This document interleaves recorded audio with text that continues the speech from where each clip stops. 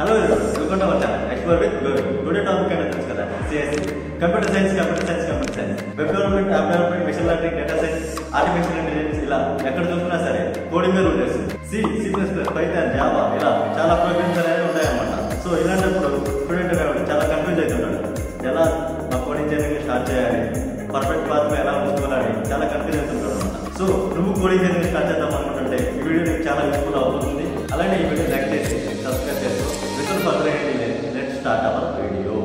So ఈ వీడియోలో వచ్చేసి నేను 7 పాయింట్స్ గా డివైడ్ చేశాను. ఫస్ట్ వన్ వచ్చేసి what is CSC, second one వచ్చేసి what programming language to start, third one వచ్చేసి ప్రాక్టీస్, ఫోర్త్ వన్ వచ్చేసి డిఎస్సి, ఫిఫ్త్ వన్ వచ్చేసి development skill and sixth one వచ్చేసి learn depth only one, seventh one వచ్చేసి tip అనమాట. ఇది super duper గా ఉంటుంది. నా తరపు నుంచి మీకు టిప్ అయితే ఇస్తాను, నచ్చితే ఫాలో అవ్వండి. So what is CSC, CSC అంటే ఏంటంటే నేను షార్ట్ గా అయితే ఎక్స్ప్లెయిన్ చేస్తాను చూడండి. ఇప్పుడు మనం కొంచెం ఓల్డ్ ఏజ్ లోకి వెళ్తే యాడ్స్ అనేవి చూస్తాం, సంతూర్, ఓరియో బిస్కెట్స్ ఇలా. సో ఓల్డ్ ఏజ్ లో యాడ్స్ అనేవి ఓన్లీ టీవీస్ లో మాత్రం రన్ చేయడం వల్ల బిజినెస్ అనేది అంతగా ఉండేది కాదనమాట. ప్రెసెంట్ మనం ఎక్కడ చూసినా సరే ల్యాప్టాప్, మొబైల్స్ యూజ్ చేస్తున్నాం. ఈవెన్ కోవిడ్ తర్వాత ఆన్లైన్ ప్రొడక్టివిటీ అనేది బాగా పెరిగింది. ప్రతి ఒక్కరు ఆన్లైన్ లో ఎక్కువ టైం స్పెండ్ చేస్తున్నారు, లైక్ యూట్యూబ్, ఇన్స్టాగ్రామ్. సో ఇలాంటి టైంలో యాడ్స్ అనేవి ఆన్లైన్ ప్లాట్ఫామ్స్ ఇన్వెస్ట్ చేయడం మొదలు పెట్టాయి. ఇంకా యూట్యూబ్ కి బాగా రెవెన్యూ అయితే వచ్చిందనమాట. ఇలా రెవెన్యూ రావడం వల్ల డేటా పెరిగింది, వెబ్సైట్స్ పెరిగాయి, యాప్స్ పెరిగాయి. ఇలా పెరగడం వల్ల ఈ డేటా అంతా మేనేజ్ చేయడానికి data science, artificial intelligence, machine learning, neural networks, deep learning ఇలా చాలానే వచ్చాయి. సో ఈ యాప్స్ అన్ని మేనేజ్ చేయాలంటే సాఫ్ట్వేర్ డెవలపర్ కావాలా వద్దా? సపోజ్ ఏదైనా బగ్ వచ్చింది, ఏదైనా మిస్టేక్ చేశారు, ఆ బగ్ని ఫిక్స్ చేయడానికి సాఫ్ట్వేర్ డెవలపర్ కావాలి.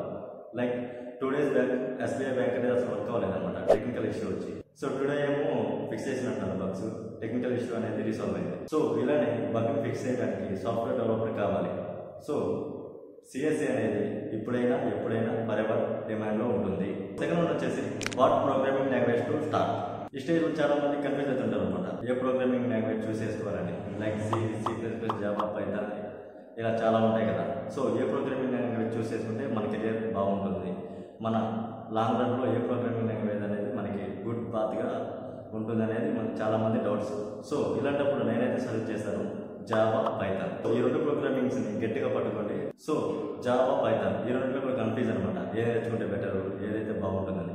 నేనైతే జావా అయితే ప్రిఫర్ చేశాను. జావాతో డిఎస్ అయితే చేయాలన్నమాట. లాజికల్ థింకింగ్ అనేది చాలా పెరుగుతుంది. చెప్తాను 1 by 1. ఫస్ట్ జావా ప్రోగ్రామింగ్ అయితే చూస్ చేసుకొని బేసిక్స్ అయితే కంప్లీట్ చేయాలన్నమాట. లైక్ ఇన్పుట్ అవుట్పుట్ స్టేట్మెంట్ అంటే ఏంటి, కండిషనల్ స్టేట్మెంట్స్ అంటే ఏంటి, లూప్స్ అంటే ఏంటి, అరేస్ అంటే ఏంటి, ఫంక్షన్స్ అంటే ఏంటి, రికర్షన్ ఫంక్షన్స్ అంటే ఏంటి, ఇలా చాలా ఉంటాయి. ఇవన్నీ నేర్చుకోవాలి, ఫస్ట్ ఎక్స్ప్లోర్ చేయాలన్నమాట. Third one practice. ఇక్కడ చాలా మంది మిస్టేక్ చేస్తారనమాట. ఎలా అంటే ప్రాక్టీస్ అనేది చేయరు, ఏమో ట్యూటోరియల్స్ చూస్తారనమాట. లైక్ ఇంకా అన్ని 1 by 1 చూస్తారు. జస్ట్ లైక్ చూసి ఊరికి ఏదో కొడతారు తప్పగా మీకు ప్రాక్టీస్ అనేది రాదనమాట. ఓకే, ట్యూటోరియల్స్ మునిగిపోతుంటారు, మీకు తెలియదు అనమాట, మీకు వచ్చి లైక్ చేసాం కానీ ఉంటుంది. బట్ ప్రాక్టీస్ అనేది ఖచ్చితంగా ఉండాలి. ప్రాక్టీస్ ఎలా అంటే మీకు గుర్తొచ్చేయాలన్నమాట. లైక్ ఎలా అంటే మీకు ఫిబొనాచి సిరీస్ అంటే ఏంటని అడగడం ఇప్పుడు గుర్తొచ్చేయాలి. లైక్ ఇంకా నీకు మైండ్లో పెన్ను పేపర్ ఇస్తే రాసేటట్టు ఉండాలి. ఫిబొనాచి సిరీస్ అంటే ఏంటి అని చెప్పామనుకో కన్ఫ్యూజ్ అయిపోతుంటారు, చేయలేరు అనమాట. అంటే ప్రాక్టీస్ ఉండదు, మనకి చెప్పగానే గుర్తు రావాలి, ప్రాబ్లం అనేది మనకి స్ట్రైక్ అవ్వాలన్నమాట. అలా ప్రాక్టీస్ చేయాలి. అలా ఒక బేసిక్ అంటే ఒక మీడియం లెవెల్ ప్రోగ్రామింగ్స్ అయితే చేయాలన్నమాట. అట్లీస్ట్ ఒక 100 ప్రాబ్లమ్స్ తీసుకొని 1 time, 2 times, 3 times నీకు వచ్చే వరకు ప్రాక్టీస్ అయితే చేయాలన్నమాట, ఒక 1 month. ఇలా ప్రాక్టీస్ చేయడం వల్ల నీకు ఒక అండర్స్టాండింగ్ అయితే వస్తుంది, ప్రోగ్రామింగ్ మీద ఒక గ్రిప్ వస్తుంది అనమాట. అంతేగాని ట్యూటోరియల్స్ చూస్తూ ఉంటే నీకు అంత చూసినా కూడా ఏదో వచ్చినట్టు ఉంటుంది కానీ అది రాదు. ప్రాక్టీస్ అనేది మస్ట్గా చేయాలి.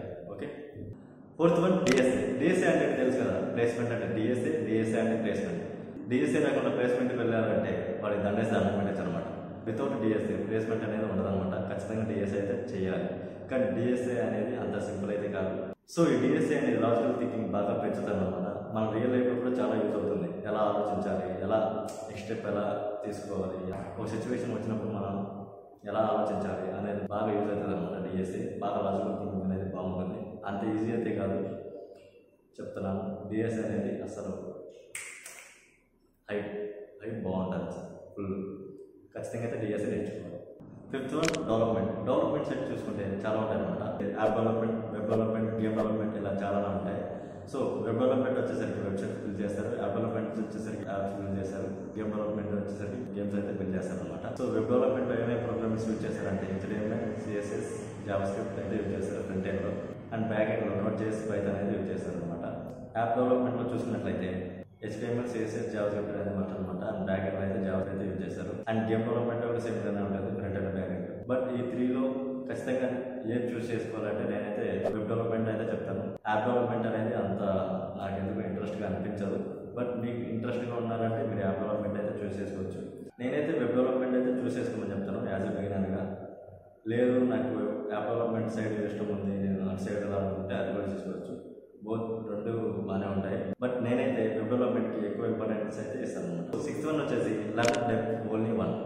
ఎలా అంటే ఇప్పుడు మనం డిఎస్ఏ చేస్తాము, వెబ్ డెవలప్మెంట్ చేస్తాము, ఆర్ డేటా సైన్స్ చేస్తాము, ఆర్ ఏఐ చేస్తాము. ఏది చేసినా సరే ఫస్ట్ 2 yearsలో ఇవన్నీ ఎక్స్ప్లోర్ చేయాలన్నమాట.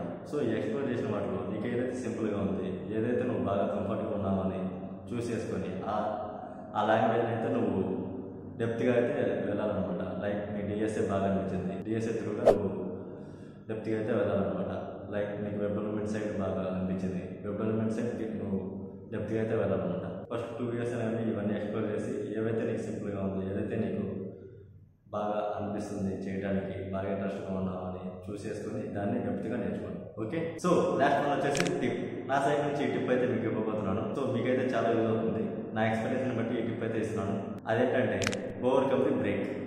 ఓవర్కమ్ ది బ్రేక్ అంటే ఏంటంటే మనం చాలా చేస్తుంటాం, చాలా నేర్చుకుంటుంటాం. Like DSA, web development, app development, లేదంటే డేటా సైన్స్, మిషన్ లెర్నింగ్, ఇలా చాలా నేర్చుకుంటుంటాం. బట్ మనం ఎంత చేసినా సరే ఒక సర్టన్ టైంలో బ్రేక్ అనేది వస్తుంది అనమాట. అంటే చాలాసార్లు వస్తుంది అండి. అంటే కొన్నిసార్లు బ్రేక్ అనేది వస్తుంది అనమాట. ఎలా అంటే ఇంకా కొన్నిసార్లు చేయలేము, కొన్నిసార్లు ఎగ్జామ్స్ అని, లేదంటే ఏదైనా ఫేవర్ వచ్చి, లేదంటే ఏదన్నా కోడ్ రాక, లేదంటే నీకు కోడ్ ఎర్రర్స్ వచ్చి, ఇలా చాలా వస్తాయి అనమాట. బ్రేక్స్ అనేవి కన్ఫామ్గా వస్తాయి.